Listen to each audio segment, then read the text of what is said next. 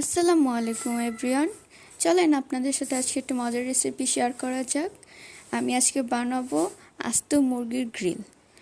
আমি এখানে ফার্স্টে মুরগিটাকে ভালোভাবে ওয়াশ করে নিয়েছি। এখন আমি মুরগিটাকে ভালোভাবে একদম মুরগির হাড় পর্যন্ত কেটে নিচ্ছি, যাতে ভালোভাবে মশলাটা এটার ভিতর পর্যন্ত যায় এবং ভালোভাবে চেষ্টা করবেন মাংসটাকে একদম ভালো মতো কেটে নিতে, তাহলে এটা ভালোভাবে মশলাটা ঢুকবে এবং খেতে খুবই মজা লাগবে। আমি দেখেন সুন্দরভাবে কেটে নিয়েছি। আমি আপনাদের সাথে শেয়ার করছি কিভাবে ঘরোয়া মশলা দিয়ে মজাদার গ্রিল বানাতে পারেন। এখানে আমি 1 চামচ আদা রসুন বাটা, 1/2 চামচ জিরা বাটা, 1 চামচ হলুদের গুঁড়া, 2 চামচ মরিচের গুঁড়া, আমি পরে মরিচের গুঁড়া আরও অ্যাড করেছি। এখানে আমি সয়া সস নিচ্ছি, এখানে 2 চামচ সয়া সস দিব। এখানে আমি ভিনেগার ইউজ করছি, 1 চামচ ভিনেগার দিব। তারপর স্বাদ মতো লবণ দিয়ে নিচ্ছি, আপনারা লবণটা পরিমাণ মতো বুঝে দিবেন। তারপর এখানে বেশ কিছু পরিমাণে সরিষা তেল দিচ্ছি, তাহলে একটা স্মোকি ফ্লেভার আসবে এবং খেতে খুবই মজা লাগবে।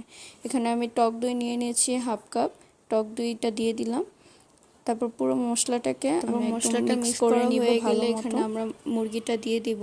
মুরগিটার মধ্যে একদম ভালো মতো করে মশলা মাখিয়ে নিতে হবে, যাতে মুরগির একদম ভিতর পর্যন্ত মশলা যায় এবং ভিতরটা খুবই জুসি হয় এবং খেতে খুবই মজা লাগে।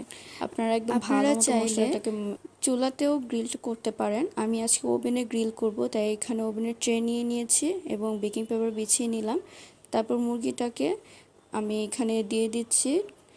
আমি এখানে মুরগিটাকে 1 ঘন্টা ম্যারিনেট করেছি, আপনারা চাইলে আরও বেশিক্ষণ ম্যারিনেট করে রাখতে পারেন। তারপর মশলাটা ভালোভাবে দিয়ে দিলাম। আমি এখানে ওভেনে 230 ডিগ্রি সেলসিয়াসে 40 মিনিটের জন্য বেক করেছি। আপনারা বুঝে শুনে বেক করবেন। এই তো আউটকাম, লুকটা এত সুন্দর হয়েছে এবং খেতে খুবই ইয়ামি হয়েছে। আপনারা বাসায় ট্রাই করবেন। আল্লাহ হাফেজ।